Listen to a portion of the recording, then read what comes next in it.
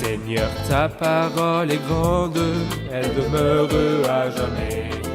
Ta parole est infaillible, rien ne peut la supprimer. Bienvenue à vous, chers spectateurs, et à tous les spectateurs dans le monde entier, à un nouvel épisode de notre programme d'études quotidien Toute la Bible, dans lequel nous étudions tous les livres de la Bible, de la Genèse jusqu'à l'Apocalypse, tous les jours, du lundi jusqu'au vendredi.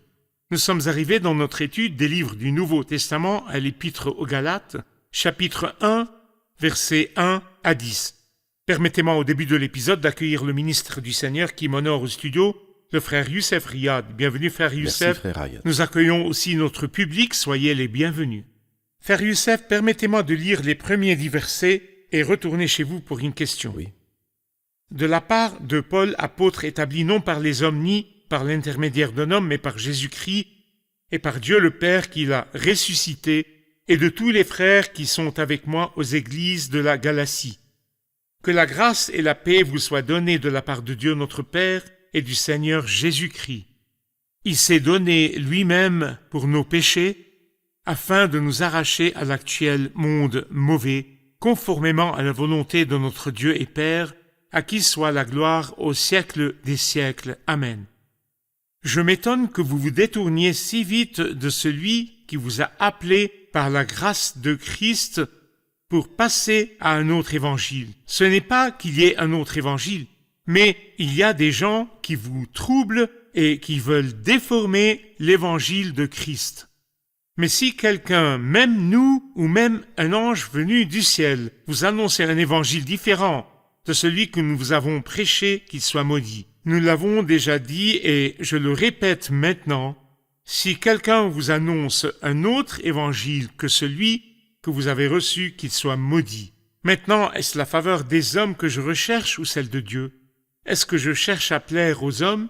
Si je plaisais encore aux hommes, je ne serais pas serviteur de Christ. Frère Youssef, le premier verset dit de la part de Paul, apôtre établi non par des hommes ni par l'intermédiaire d'un homme, mais par Jésus-Christ et par Dieu le Père. Vous avez dit dans l'épisode précédent qu'il a dit établi non par des hommes ni par l'intermédiaire d'un homme, comme moyen. Mais qu'est-ce que vous voyez dans ce qu'il dit ici à propos de Jésus-Christ et Dieu le Père? Qui des deux est la source et qui des deux est le moyen?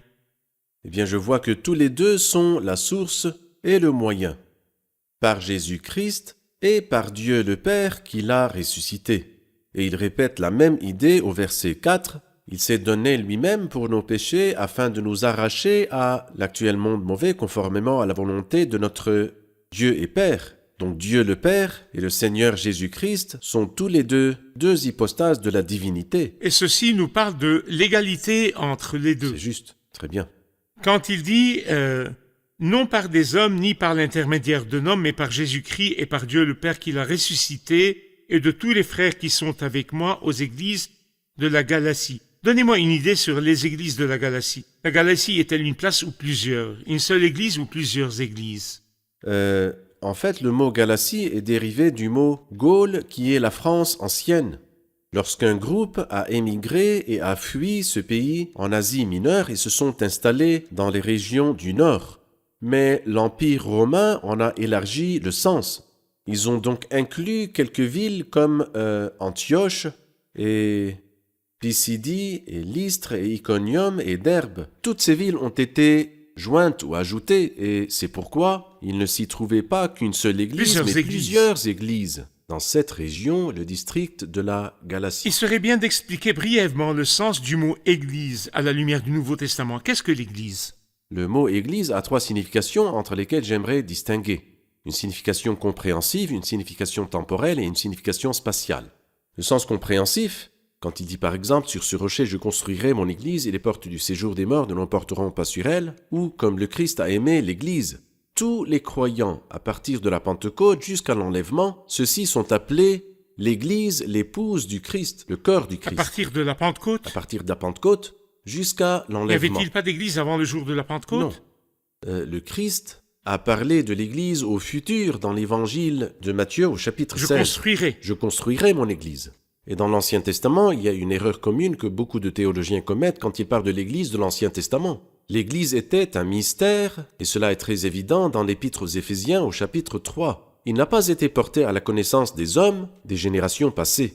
C'est la première signification qui est compréhensive. Mais il y a aussi la signification temporelle. Tous les croyants du temps présent représentent l'Église de Dieu, que le Seigneur enrichit par des dons. Et quand il envoie un don, il l'envoie à tout le corps du Christ, à toute l'Église de Dieu dans le monde entier. Puis il y a la signification locale ou spatiale. L'assemblée au nom du Seigneur, lorsque les croyants se réunissent et pratiquent leurs privilèges et leurs responsabilités, c'est la troisième signification. Et ici, quand il dit aux églises de la Galatie, il veut dire la troisième signification. Des Église locale à l'intérieur de la Galatie. Locales, qui se rassemblent dans certains endroits et qui représentent l'Église de Dieu partout dans le monde. Très bien. Il commence par une salutation en disant que la grâce et la paix vous soient données de la part de Dieu notre Père et du Seigneur Jésus-Christ. Cette grâce et cette paix, frère Youssef, que nous disent-elles? Eh bien, elles nous disent beaucoup. Elles nous parlent du début et de la fin. La grâce comme source, et la fin, évidemment, c'est la paix. Elles nous parlent de l'union et du lien entre les Juifs et les non-Juifs, car la salutation des Juifs était Shalom, et la salutation des non-Juifs était Charis. Charis, c'est la grâce, et Shalom, c'est la paix. Et comme si l'Église de Dieu unit les Juifs et les non-Juifs. Elle contient des Juifs et des non-Juifs. Vous ferez une offrande nouvelle à l'Éternel, vous apporterez de vos maisons 2 pains qu'ils soient présentés. Lévitique chapitre 23, verset 17. Alors, l'Église contient-elle des Juifs ou bien des non-Juifs? Ou contient-elle les deux? En fait, dans l'Église du Christ, il y a les deux, car il n'y a plus ni Juifs ni non-Juifs, car vous êtes tous un en Christ. Que dites-vous à ceux qui essayent de trouver la paix sans la grâce, loin de la grâce? Eh bien, ce sont des tentatives désespérées. Car la paix est la chose la plus recherchée par l'homme et le mot que nous lisons le plus dans les journaux et le mot que disent les gens le plus les uns aux autres est la paix. Il n'y a pas de paix pour les méchants, dit l'Éternel, parce que sans la réconciliation avec Dieu, et c'est ce que le Christ a accompli en mourant sur la croix, il n'y a pas de paix, et c'est pourquoi nous faisons appel à chaque téléspectateur. Si vous avez besoin de la paix, il n'y a pas d'alternative à la réconciliation avec Dieu par notre Seigneur Jésus le Christ. Nous allons faire une pause puis revenir à une question du public. Chers spectateurs, nous nous verrons après la pause. Restez avec nous. La différence entre le travail de la conscience et le travail du Saint-Esprit est que la conscience témoigne de la tendance naturelle de l'homme vers la loi et par conséquent vers les œuvres, alors que l'Esprit Saint témoigne de la grâce et ceci conduira l'homme à la conviction et par conséquent à la foi en Christ et à la confiance en lui. Les œuvres, d'après l'Épître aux Galates, ne sont pas utiles et ne conduisent pas au salut, alors que accepter la rédemption du Christ est le chemin vers le pardon total et le salut complet et l'immense joie.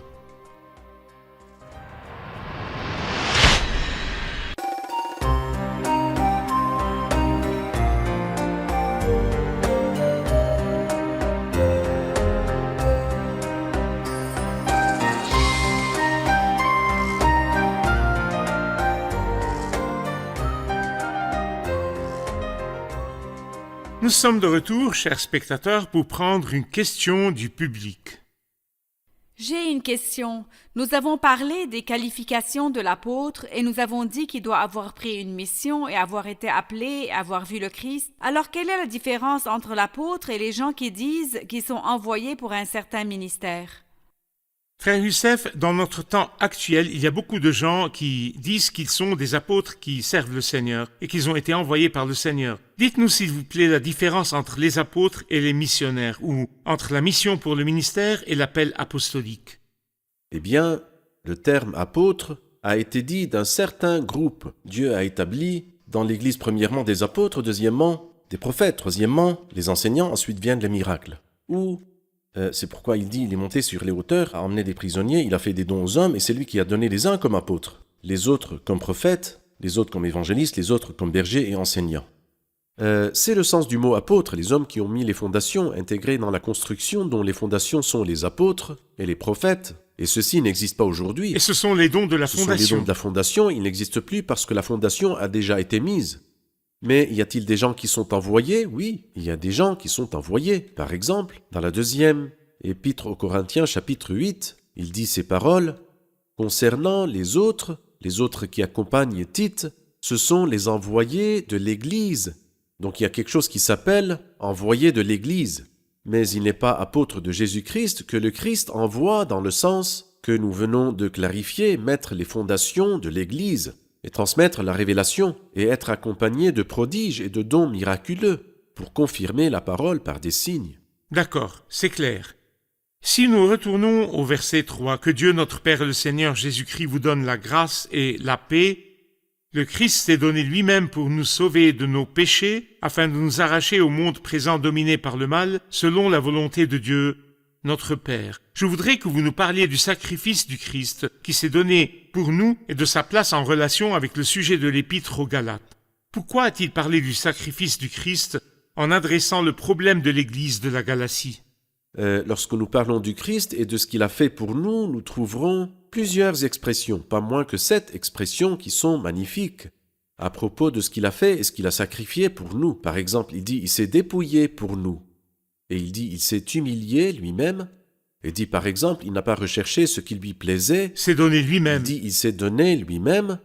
Il s'est offert lui-même. Il s'est livré lui-même. Il s'est dépouillé lui-même jusqu'à la mort. Alors, le Christ a accompli beaucoup de grandes choses pour nous. Et cela en raison de son amour pour nous. Et parce que c'est le prix extrêmement précieux que le Seigneur a payé afin de nous racheter et de nous sauver, alors lorsque des faux enseignants viennent aujourd'hui nous dire que toutes ces choses sont bonnes mais pas suffisantes, ils poignardent, ils blessent le Christ qui a souffert pour nous. Et c'est pourquoi il nous dit ici, de Jésus-Christ, qu'il s'est donné lui-même pour nos péchés afin de nous arracher à l'actuel monde mauvais. Et en réalité, ces faux enseignants avaient l'intention de ramener les principes du monde, les zones pauvres et faibles de ce monde. Ils voulaient les ramener aux croyants de la Galatie. Et à ce propos, l'apôtre Paul nous dit que le Christ nous a séparés du monde par sa croix, il nous a même séparés de la religion du monde. Il dit afin de nous arracher à l'actuel monde mauvais. Il veut dire le monde présent maintenant. Y a-t-il un monde précédent et un monde à venir? Et que signifie le mot monde en soi? Veut-il dire les humains, les politiques ou le système? Donnez-moi quelques concepts corrects à propos de l'actuel monde mauvais. Eh bien, il y a 2 triades ici. Votre question est composée de 2 triades. Il y a le monde ancien, dont nous lisons dans la 2e épître de Pierre. Il n'a pas épargné non plus l'ancien monde, bien qu'il ait sauvé 8 personnes, dont Noé, ce prédicateur de la justice. Alors donc le monde qui a coulé dans le déluge est l'ancien monde. Ensuite, un autre monde, appelé le monde présent, est venu. Mais malheureusement, il ne diffère pas beaucoup du monde qui était avant le déluge, mais aussi un monde présent, mauvais. Et c'est ce que le Christ a dit, ce qui est arrivé à l'époque de Noé, arrivera de même au jour du Fils de l'homme. Mais il y a un 3e monde, un monde à venir, un monde nouveau, où le Christ viendra régner. Et nous lisons à propos de ce monde dans Hébreux chapitre 2. En effet, ce n'est pas à l'autorité d'ange que Dieu a soumis le monde à venir, le monde à venir dont nous parlons. Donc il y avait un monde ancien avant le déluge, un monde présent, à partir du déluge jusqu'au jour de la venue du Christ avec gloire et puissance, et puis le monde à venir, après la venue du Christ pour régner sur la terre, le monde à venir. Et en ce qui concerne le sens du mot monde, il y a aussi 3 significations. Nous pouvons comprendre le monde comme le monde matériel. La parole était dans le monde et le monde a été fait par elle. Donc le monde matériel, c'est un sens.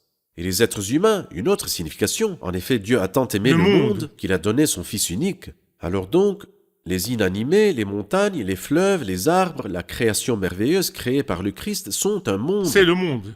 Les hommes et les femmes créés sont aussi un monde et Dieu les a aimés. Mais il y a aussi un monde qui est triste et qui est le système que Satan a fait, a inventé et inspiré à l'homme, un système que Satan a embelli afin d'éloigner l'homme de Dieu. Et celui-là s'appelle le monde présent, mauvais, dont la Bible dit « n'aimez pas le monde, ni ce qui est dans le monde ». En effet, tout ce qui est dans le monde, la convoitise qui est dans l'homme, la convoitise des yeux et l'orgueil dû aux richesses, vient non pas du Père, mais du monde. Or, le monde passe et sa convoitise aussi. Merci pour la clarification. Verset 6, « Je m'étonne que vous vous détourniez si vite de celui qui vous a appelé par la grâce de Christ pour passer à un autre évangile. » Ici, il commence à élever le ton et il y a une sorte d'exclamation comme si l'apôtre Paul porte un fouet ou sonne la trompette. Oui. Pourquoi? Quelle était la mauvaise nouvelle à propos de l'Évangile? Comme nous l'avons dit, c'est une épître militaire, car les défenseurs de la judaïsation voulaient ruiner l'Évangile. Quelqu'un a dit, que dirait-on d'un groupe de terroristes qui essayent de mettre du poison, qui essayent d'empoisonner la source de la ville de laquelle des millions de gens boivent? Que méritent ces gens-là? Ils méritent d'être exécutés, car ils essayent d'empoisonner l'eau de laquelle toute la ville va boire. Mais ces gens-là méritent vraiment quelque chose de plus que l'exécution, parce qu'ils n'empoisonnent pas seulement l'eau de laquelle l'homme boira et mourra, mais ces gens-là essayent plutôt d'empoisonner l'Évangile qui donne la vie éternelle aux hommes. C'est pourquoi Paul n'avait absolument pas de relâche. Il traita avec eux, comme vous l'avez dit, par un fouet et une voix forte, par une voix haute, et aussi un fouet, car cette affaire est très grave au point qu'il dit, même nous ou même un ange venu du ciel vous annoncer un évangile différent de celui que nous vous avons prêché, anathema, qu'il soit maudit et privé de bénédiction. L'affaire est très grave, car ils étaient en train de déformer l'évangile qui sauve les âmes. Alors donc si l'évangile qui sauve les âmes est déformé, que reste-t-il pour les hommes? Quelqu'un a dit que l'épître aux Corinthiens porte de grosses fautes, mais le ton de Paul était très doux à comparer à son ton avec les Galates. Pourquoi? Parce que si l'homme tombe dans le péché, la grâce de Dieu le soulèvera. Mais lorsque nous déformons la source même, que reste-t-il pour le croyant? Il ne lui reste absolument rien. C'est pourquoi l'apôtre Paul n'avait pas de pitié ni de relâche pour les croyants de la Galatie, bien qu'ils ne soient pas tombés dans des péchés moraux horribles comme les croyants de Corinthe. Vous avez choisi une analogie précise. Ils sont comme ceux qui mirent du poison dans la source d'eau. Oui. C'est pourquoi Paul parle sèchement. Oui. Ils étaient en train de détruire la source d'eau, l'Évangile même. Vrai. Nous allons prendre une pause et revenir pour une question du public. Chers spectateurs, nous nous verrons après la pause. Restez avec nous.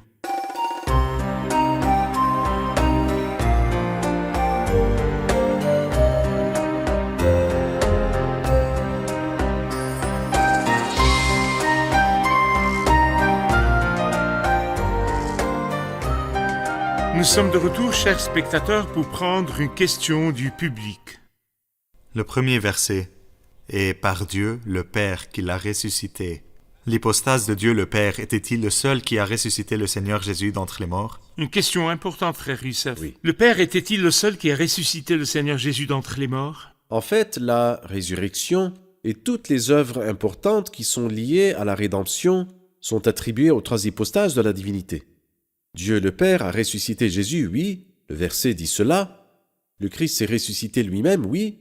Et il y a 2 versets qui disent cela dans l'évangile de Jean au chapitre 2 et 10. Rappelez-nous s'il vous plaît de ces versets, frère Youssef. Au chapitre 2 du livre, ou plutôt de l'évangile de Jean, Jésus dit ces mots, « Détruisez ce temple ». Et il dit, « Et moi, en 3 jours, je le relèverai ».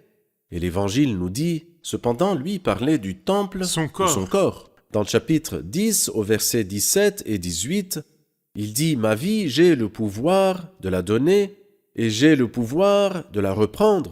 Tel est l'ordre que j'ai reçu de mon Père. » Donc il a donné sa vie de sa propre volonté et pouvoir et l'a reprise de nouveau de sa propre volonté et pouvoir. Cela veut dire qu'il s'est ressuscité lui-même. D'accord. Et à propos de l'Esprit qui ressuscite Jésus, il y a un verset très clair.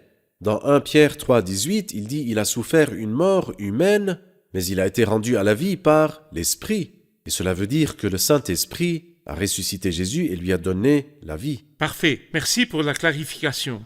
Frère Youssef, au verset 7, il dit « Bien sûr, parlant de l'autre évangile, ce n'est pas qu'il y ait un autre évangile, mais il y a des gens qui vous troublent et qui veulent déformer l'évangile de Christ. Je voudrais que vous me donniez une idée de l'autre évangile et la signification de la phrase « l'évangile du Christ » que les faux enseignants voulaient déformer. Un autre évangile, le mot « autre » en grec a 2 significations et non pas une seule comme en arabe, ou la plupart des langues, un seul sens. Ça a 2 sens en grec. Autre d'une autre espèce et autre de la même espèce. Par exemple, le Saint-Esprit est une autre hypostase, de la même espèce que le Christ. Mais par exemple, il y a un autre ange dans l'Apocalypse au chapitre 8, qui veut dire d'une autre espèce et qui est le Seigneur Jésus-Christ. Ici, quand il parle d'un autre évangile, il utilise le mot « autre d'une autre espèce ». c'est-à-dire un évangile d'une espèce complètement différente. Ensuite, il explique en disant ce n'est pas qu'il y ait un autre évangile, et cela veut dire que ce n'est pas du tout un évangile. Quel genre d'évangile dit que nous devons accomplir des œuvres, garder des rituels, sinon nous ne serons pas sauvés? Car moi je peux ne rien avoir fait, ou bien être négligent dans quelque chose. Alors donc, lorsque vous mettez une condition, où est la bonne nouvelle? Vous avez détruit la bonne nouvelle, ce n'est plus un évangile. Mais le grand évangile est, ils sont gratuitement déclarés justes par sa grâce, par le moyen de la libération qui se trouve en Jésus-Christ, un don gratuit, un don que je ne mérite pas. Tout ce qui t'est demandé est soit de l'accepter ou de le refuser. Ça, c'est l'évangile, la bonne nouvelle. Malheureusement, ils ont déformé la bonne nouvelle, et par conséquent, ce n'est plus l'évangile dans sa simplicité. Et les beaux échos de sa grâce, les voix de sa grâce, les voix mélodieuses de la grâce, malheureusement, ce n'est plus comme cela. Certains lecteurs de la Bible qui essayent d'y trouver des fautes, Oui, comme quelqu'un qui essaye de trouver une lacune dans la Bible, s'arrêtent sur la phrase l'évangile du Christ et disent que cette phrase signifie qu'il y a un évangile que le Christ a apporté. Où est-il? Il n'existe pas maintenant. Mais ce qui existe, ce sont les évangiles de Matthieu, Marc, Luc et Jean. Où est l'évangile du Christ? Quelle serait votre réponse? eh bien, il y a plusieurs réponses, mais je voudrais dire que si l'évangile du Christ et de Dieu n'est pas perdu, si Dieu est la source de quelque chose, elle ne se perd pas, sinon il n'en serait pas la source. Mais l'expression évangile du Christ signifie que le Christ est le sujet de l'évangile et non pas l'auteur de l'évangile. Car l'auteur de l'évangile n'a pas besoin que le Fils de Dieu vienne du ciel pour écrire l'évangile. N'importe quel prophète ou apôtre peut écrire. Voici ce que dit l'Éternel. Exactement, il n'y a pas de problème pour écrire, mais il doit être un prophète infaillible. Durant son écriture, il doit être transporté par l'Esprit Saint afin de ne pas faire d'erreur durant l'écriture. Il écrit. Mais le Christ n'est pas venu pour écrire un évangile, mais il est venu pour qu'il y ait un évangile à écrire. Sans la venue du Christ et son œuvre sur la croix, où serait l'évangile? Où serait la bonne nouvelle? L'évangile, frère Ayad, est tout simplement que le Christ est mort pour nos péchés, Et qu'il a été ressuscité. enseveli, ressuscité le troisième jour conformément aux Écritures. Ça, c'est l'évangile. Et à qui est-il attribué? Attribué au Christ. Nous savons qu'il y a l'évangile de Dieu. Dieu en est la source. L'évangile du Christ, le Son Christ sujet. en est le sujet. 4 hommes l'ont écrit, et qui sont Matthieu, Marc, Luc et Jean. Et quand il dit l'évangile de la gloire en relation avec Quand ce il dit concept, l'évangile de la gloire, il veut dire que sa fin, c'est la gloire. Quand il dit l'évangile du salut, vous avez entendu la parole de la vérité, l'évangile qui vous sauve, il offre le salut. Mettez comme chaussure à vos pieds le zèle pour annoncer l'évangile de paix, c'est-à-dire l'évangile offre la paix. L'évangile offre la paix, il offre le salut. Sa fin, c'est la gloire. Mais son sujet est le Christ, sa source est Dieu et ses auteurs sont Matthieu. donc il n'y a pas plusieurs évangiles, mais un seul évangile. C'est juste. Le Christ en est le sujet et c'est pourquoi il est appelé l'évangile du Christ. Dieu en est la source, c'est pourquoi Oui. il est appelé l'évangile de Dieu. La paix est sa nature, C'est c'est juste. pourquoi il est appelé l'évangile de la paix. Mais 4 auteurs ont écrit cet bien. évangile, Matthieu, Marc, Luc Et Jean. Le Christ n'a pas amené un livre à offrir à son peuple, mais non. le Christ est le sujet de Je souhaite l'évangile. vraiment que les gens pensent logiquement. Si Dieu est la source d'un évangile, comment peut-il se perdre? Comment se perd-il? Donc ce que nous avons entre les mains est ce qui est écrit du Christ. Exactement. C'est pourquoi rien n'en est perdu. C'est Très vrai. Frère Youssef, la conversation est très riche, mais le temps de l'épisode est à sa fin. Nous continuerons dans le prochain épisode. Allons maintenant écouter les échos du public. Je veux dire que la salutation dans le christianisme est merveilleuse, que la grâce et la paix vous soient données. Il n'y a pas de paix sans la grâce. La grâce est un don gratuit à des gens qui ne le méritent pas. Très bien. Il y a une différence entre être appelé par Dieu pour lui être un apôtre personnel et être appelé à un ministère, comme lorsque l'Église envoie quelqu'un pour un ministère ou être appelé à un certain ministère. Ce sont les missionnaires. Très bien. J'ai aimé que l'évangile du Christ a pour sujet entièrement le Christ et pour source Dieu. Il mène au salut, s'achève par la gloire et qu'il est tout entier paix. Très bien, merci. Que Dieu vous bénisse tous. Merci, frère Youssef. Que Dieu Nous vous continuons bénisse. dans le prochain épisode. Amen. Chers spectateurs, le Seigneur Jésus-Christ, à lui toute la gloire, est venu dans ce monde pour établir une grande œuvre. Tous les moyens des hommes et toute leur philosophie et même La loi de l'Ancien Testament qui a été donnée par Dieu était incapable d'apporter ce que le Christ a apporté, la paix avec Dieu, paix basée sur l'œuvre du Christ sur la croix. Quand le Christ, à lui soit toute la gloire, est allé vers la croix, c'était pour établir une grande œuvre, l'œuvre du salut. Lorsque vous acceptez le Christ et êtes sauvés par la grâce, quand le Christ et le Saint-Esprit habitent dans votre cœur, quand vous acceptez le Christ comme Seigneur et Sauveur, c'est seulement alors que vous obtenez la paix avec Dieu. C'est pourquoi la Bible dit « Ainsi donc, déclarés justes sur la base de la foi, nous avons la paix avec Dieu. » Vous n'avez pas besoin de vous fatiguer en cherchant des moyens humains pour avoir la paix. Nous avons appris que la grâce est liée à la paix et que la paix est le résultat d'avoir la grâce. Si vous acceptez Jésus comme sauveur personnel et que vous jouissez de la grâce gratuite qui vous a été donnée, c'est seulement alors que vous jouirez de la paix, votre cœur sera rempli de paix, cette paix que le monde cherche. Je vous prie d'accepter le Christ. Je vous prie d'expérimenter pour une fois de votre vie le sens de la paix avec Dieu qui est fondé sur l'œuvre du Christ sur la croix. Je vous retrouve dans le prochain épisode. Que le Seigneur soit avec vous.